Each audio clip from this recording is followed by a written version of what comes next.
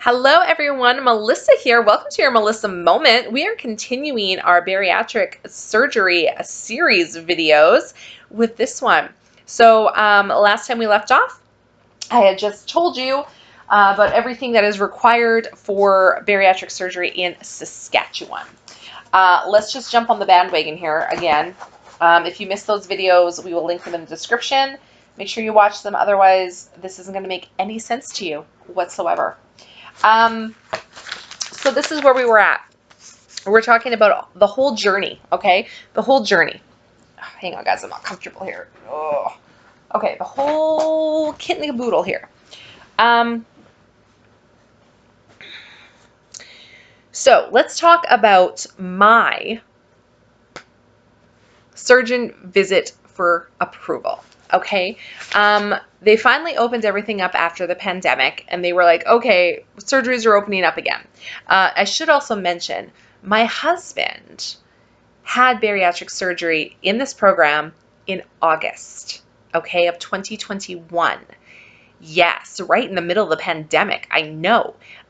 Somehow, I don't know how, someone either made a mistake, I don't know, or they opened up for like a couple weeks.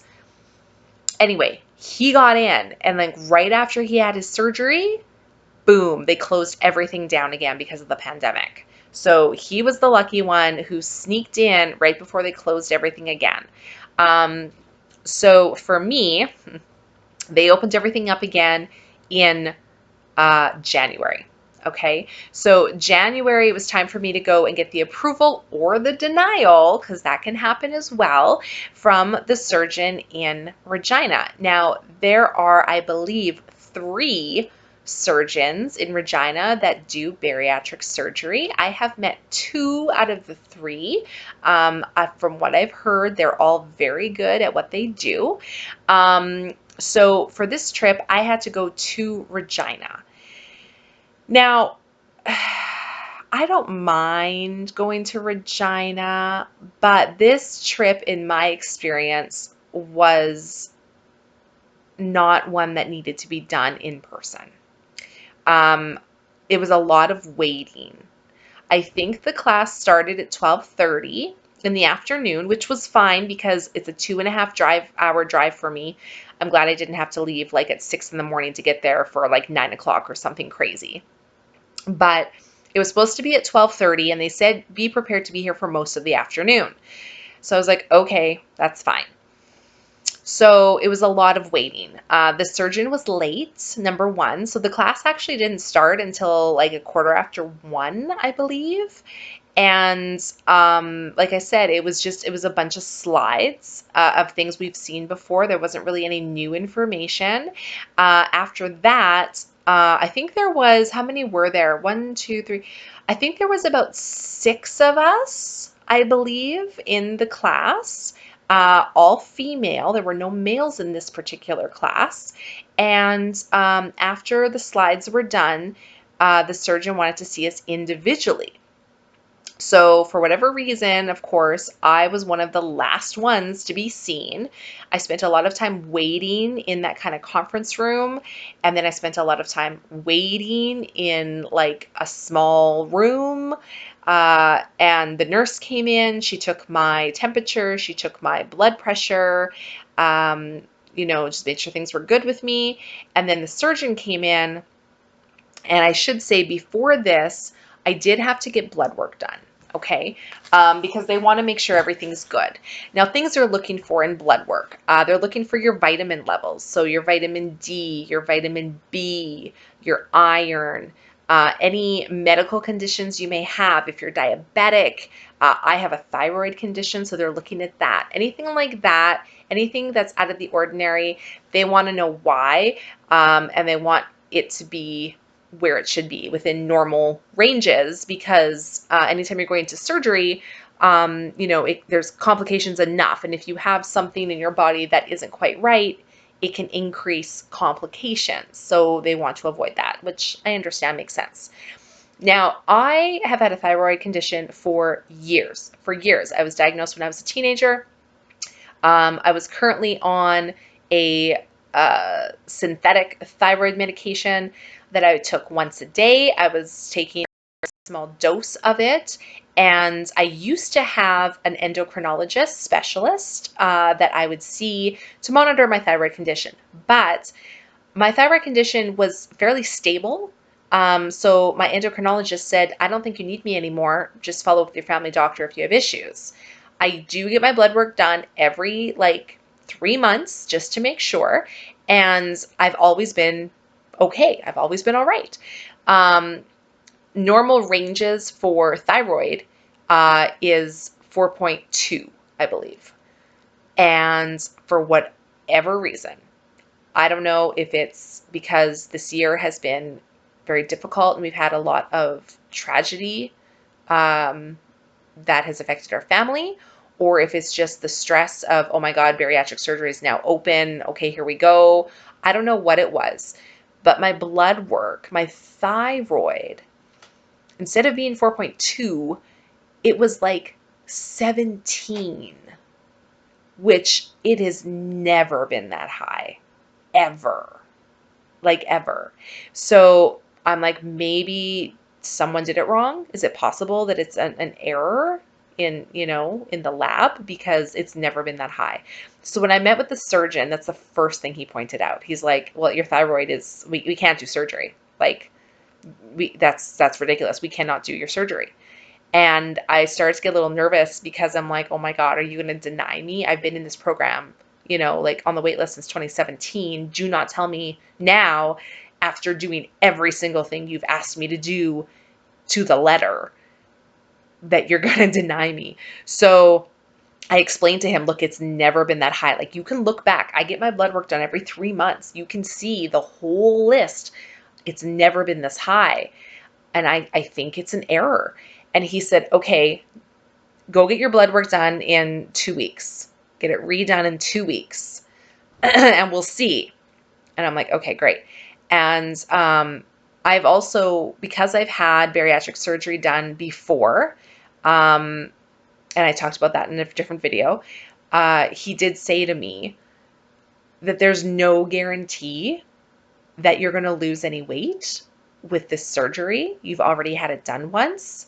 We can't guarantee any weight loss at all. So based on that, and based on your thyroid level, you got to ask yourself, is it worth the risk of surgery? Because any surgery, doesn't matter what it is, has a risk of complications, infections, death.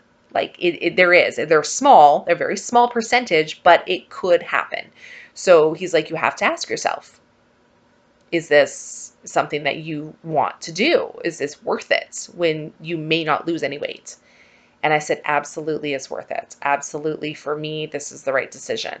And he was like, okay, I'll approve you, but we got to get your thyroid under control.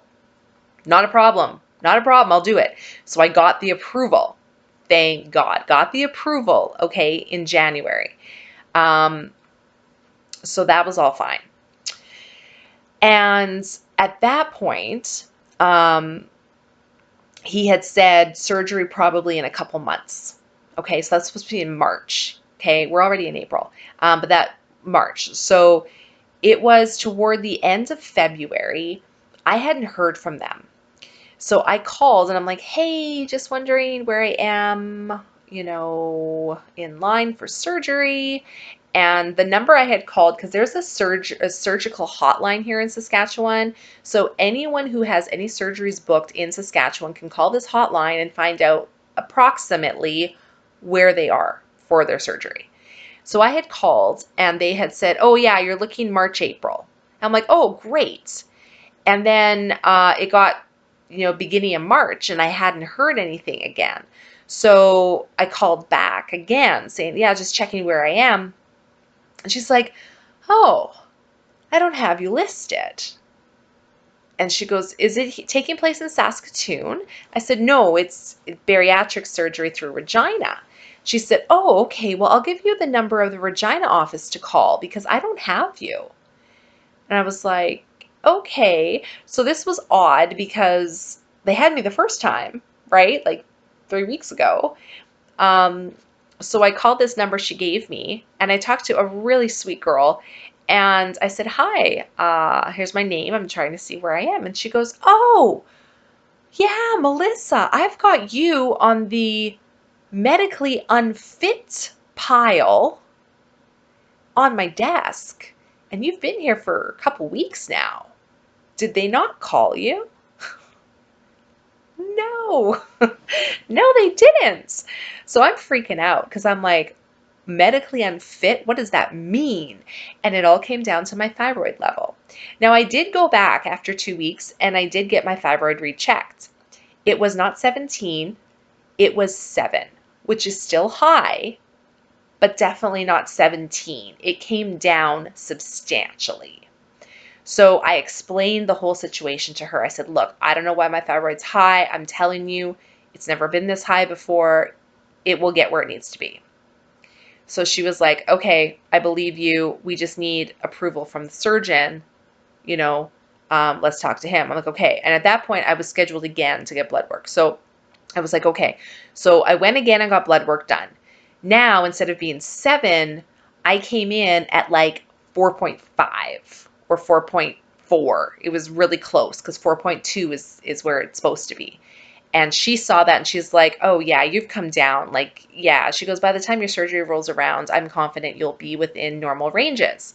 So she had talked to the bariatric team, the surgeon, they agreed. So they finally put me back in the queue, which is great. And because I kind of was really friendly with this girl who she was actually the one that books the surgeries. So I'm like, "You're my new best friend," right? So I was always very cheerful, very appreciative, the whole thing. And she was great. And she's like, "Oh yeah, I'll do it right now." Like, absolutely. I'm like, "So," I said, "I know you can't like guarantee, but if I had a surgery date, what am I looking at? What am I looking at?" And she's like, "Girl, I'll put you on for April 25th. No worries. April 25th is your date." And I'm like, "Great." So April 25th of 2022, as I'm filming this, we're April 15th of 2022. You guys, it's coming up quick. It's coming up. I'm excited. It's here. So I'm doing everything I can. Now, my thyroid level is still a little high. So they recommended I get in touch with my family doctor. Because I'm like, "What do you guys need me to do? Do you want me to increase my medication? Like, I will do whatever it is you need me to do. Just tell me what that is." And they said, "Well, we maybe suggest you talk to your family doctor. If he wants to, increase your medication, that'll be up to him. Also, it might be worth it to get in to see a endocrinologist specialist." And I'm looking at, like, I'm not looking because it was on the phone, but I'm like, "Do you know how long the wait list is to get into a specialist? It could take years. There's no way I'm seeing a specialist." And they're like, "Well, if you tell them that you have an upcoming surgery, they can maybe push you in." I'm like, "They're not going to do that." And even my family doctor, like, I used to love my family doctor. He was always great. But since the pandemic hit, I don't know if he's just overworked or what, but he's dropped the ball quite a bit. And it's impossible to get in to see him. Like, if I call for an appointment, it's at least a month out. At least. And I don't have that time. I don't have that time. So I'm a smart girl. I research. I'm very familiar with my medication because I've been on it for years. I am not a doctor. I do not recommend this for everyone. However, I knew the dosage I was on was very low. It was the lowest dosage that you can take for thyroid medication, 25 mcg. I decided to self-medicate myself and increased my own medication from 25 mcg to 50 mcg, which is still very low because I believe you can take up to 500 mcg a day and be fine. So I made the decision to do that on my own without medical direction, if you will. just because I wanted to make sure I wasn't at the top end of the thyroid normal range. I wanted to be in the middle to the low end, because with any surgery, you're going to be a little stressed out, right? You're going to be a little scared. You're going to be a little stressed out. And that all affects thyroid, of course. So I just recently had blood work done because, again, they sent me for blood work.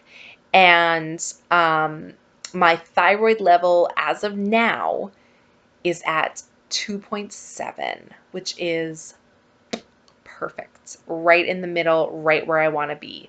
Because they've also told me, how frustrating is this, that the morning of surgery, they will do blood work. If anything is out of normal range, they will not do the surgery. Now, that wouldn't bother me as much if I lived in the same city that the surgery was taking place, but I don't. And I need to be at the hospital at 6 a.m. on April 25th, which means I have to be in Regina the day before to get there in time. So I also cannot drive myself, because you cannot drive yourself after surgery. So what that means is that my husband and my daughter, because we don't have anyone that can take care of my daughter overnight, my husband and my daughter and I need to drive to Regina Sunday the 24th, stay in a hotel. So expense, right? You got the fuel, you got the hotel, like this is all extra expense that you have to pay out of pocket for. Go to the hospital at 6 a.m., have them do all the blood work and everything. I told my husband, I said, you cannot leave Regina until you hear from me that I'm cleared for surgery. Because if for some reason I'm not cleared for surgery, I have to call him and he has to come back and pick me up from the hospital, and then we all drive home to Saskatoon. If I am cleared for surgery, then I stay at the hospital, him and my daughter drive back to Saskatoon. So that's kind of another roadblock that I'm going to have to get around. Normally I wouldn't have any fears. I'd be like, oh, it's no problem. But just because this year has been such a crappy year, and my body and my hormone levels are all over the place, anything could happen, honestly. Anything could happen, you guys. I don't know. So I have my surgery date, April 25th. Everything's looking good. Okay? Everything's looking good.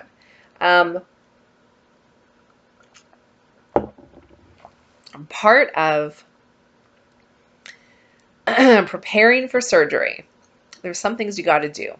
Oh, I should have said before, you also have to take vitamins and supplements throughout this whole thing, just because you're going to be on vitamins and supplements for your entire life, okay? Entire life. The vitamins and supplements they want you to take is vitamin B12, vitamin D, and a multivitamin. Okay, nothing crazy, but that's what you have to take. And those are also the levels that they watch to make sure that they're where they need to be. So part of getting ready for surgery, once you have a surgery date, is you need to continue to take your vitamins, and you need to do a liquid diet for 2 weeks before your surgery. 2 weeks. Liquid diet consists of protein shakes. This is a high protein, low carb liquid diet. Protein shakes. It needs to be the specific brand of protein that they recommend. Okay? We'll talk about this in another video. So your protein shakes. You also can have broth, just the broth, clear broth.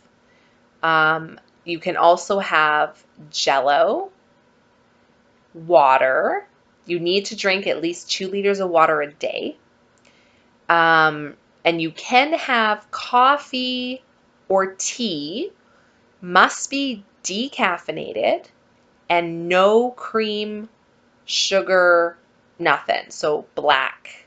That's it. You're on this for 2 weeks. I have started this. This is day, what are we? 1, 2, 3, 4, 5, 6. This is day 6. I'm almost done a week. Okay, this is day 6. It has not been easy. It has not been easy, you guys. I'll talk more about that in another video as well, and I'll actually show you what I'm consuming. But my God. So you have to do this for 2 weeks, okay? The reason for the liquid diet 2 weeks before is because it will help to shrink your liver, because when they do the bariatric surgery, your liver's in the way. If your liver is too big, there's a chance they could nick it or something. So they want to shrink your liver down so they can move it out of the way of doing bariatric surgery. Bariatric surgery is also done laparoscopically now. So they basically have tools, like they put, I think, 5 incisions about 1 inch long in your abdomen. And then they have these tools that they actually stick in those incisions, and they literally watch it on a TV screen and do it. So they got to shrink that liver down. So that's why. And it's very important for that reason that you do not cheat. You can't. You have to stick with it. Because I'll tell you one thing, they will know. When they cut you open, they will know if you have done a liquid diet or not. They can tell. Like, it's all in your liver. You can't hide that. So 2 weeks after your surgery, here in Saskatchewan again, because it's different everywhere, my surgery is on a Monday. I am in the hospital for 3 nights. Okay, so Monday night, Tuesday night, Wednesday night, I am in the hospital. The first day, the surgery day, I can't consume anything but water. Nothing but water that first day, which I'm hoping, because of the anesthetic, I'll basically sleep most of the first day, so I really won't notice if I'm hungry or not. That's my plan. That's what I'm hoping. You do also have, on the second day, you do also have exercises you need to do to help prevent blood clots. So a lot of like moving your ankles, like ankle circles, coughing, deep breathing, because you also want to make sure your lungs, because when you're in surgery, they do put you on a breathalyzer. Breathalyzer, is that the right term? No, they don't give you a breathalyzer. They put tubes down your throat and put you on a, machine to help you breathe while you're in surgery, because you're in surgery. So with that, after surgery, you could have a sore throat because you've had a tube down there for the duration of your surgery.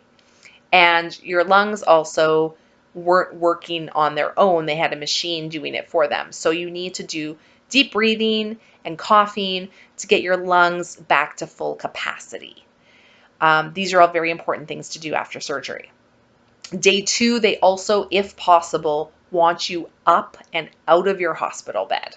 They want you walking. And I'm not saying walking like doing a marathon, just walking a little bit, even if it's to the bathroom and back to your bed. They want you walking. They want you up sitting in a chair, not laying in the hospital bed, because it all affects your circulation and your blood flow, and they want to avoid any blood clots or complications. This also helps with recovery. The quicker you can get up and walking around, the easier your recovery is going to be. So it's very important. It's also very important, though, right after surgery, that you do not get out of bed unassisted, because if you still have anesthetic in your body and whatnot, you could fall, you could faint, you don't know. You got to remember, you've been on a liquid diet for 2 weeks and you haven't had anything to eat or drink on this day. So you're going to be weak and you're going to be wobbly, and there's a chance you could faint.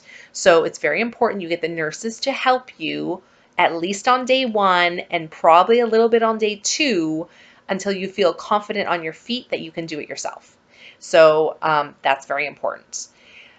Day 2, I believe you can start consuming again your protein drink and some broth, okay? And that's going to continue on for 2 more weeks.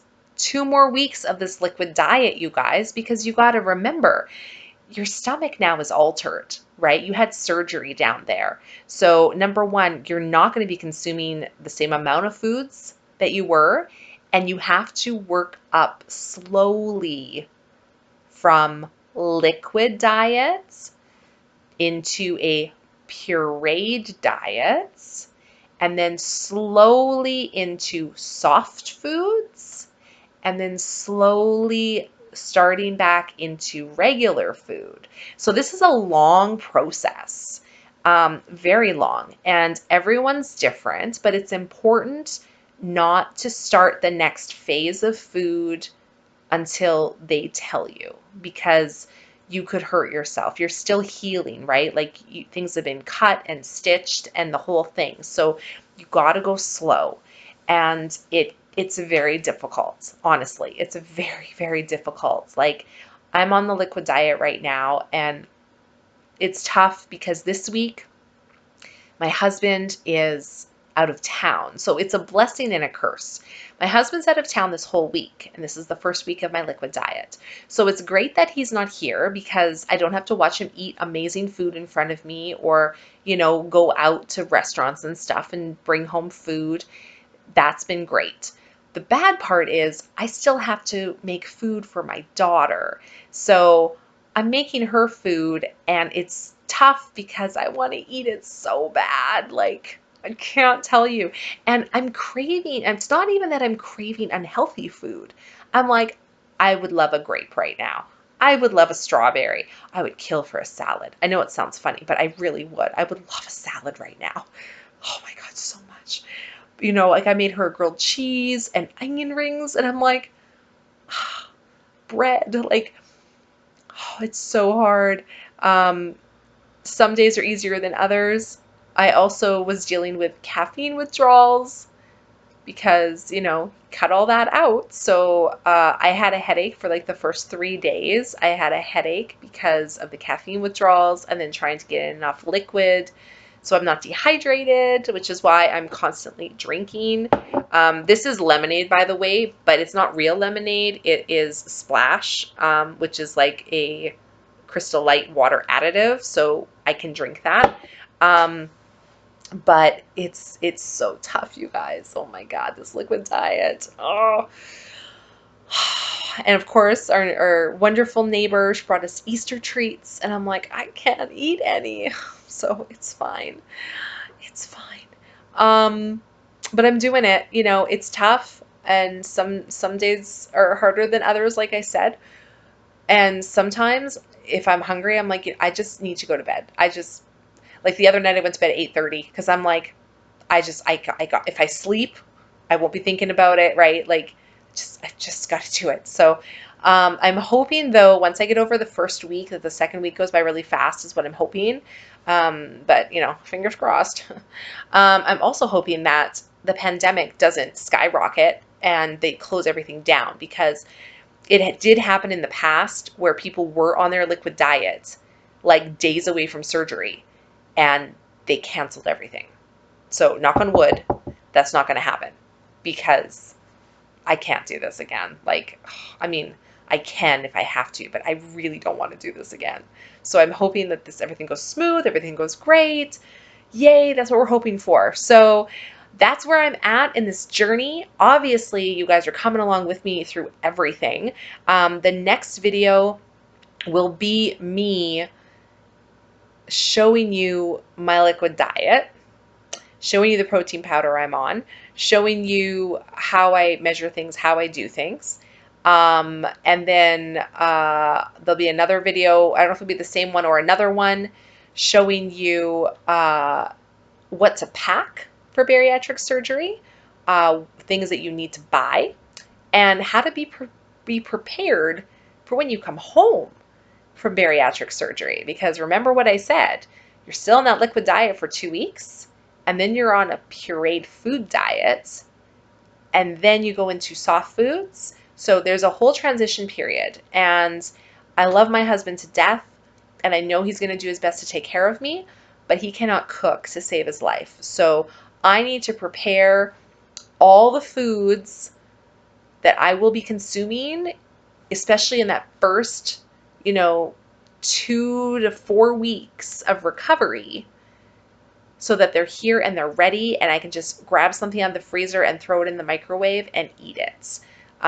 It'll make everyone's life easier. So all of that needs to be done here in the next week before I go for surgery. So I will probably take you guys along when I'm making those foods as well, just so you can see what I'm making, how I'm making it, all that kind of stuff, and show you how I am being prepared. So it's really important to be prepared for this. Like I said, I have been working on this journey since 2017, this time around. And it's been a long road, but we are finally getting toward the end of actually getting the surgery done. And then once the surgery is done, then that portion is over. Then begins the next chapter, which is basically the start of our health journey. So if you haven't subscribed yet and you're interested in these videos, like I said, make sure you subscribe so you don't miss them. I will be coming at you guys again with the next one, and I will do my best when I have the surgery. I'm not sure how much I'll be able to have my phone and stuff on me, but I will do my best to do little snippets with you guys and kind of try to take you through the full journey of what they do in the hospital, how things are going, pain levels, all of that kind of stuff, just to show you firsthand my experience. And again, please remember, this is my experience. Everybody's different. Everyone tolerates surgeries different. Everyone heals differently. Everyone handles situations differently. So I will do my best to share my experience with you so you can see what it's like to have bariatric surgery in Saskatchewan. Thanks guys so much. We'll see you in the next one. Bye.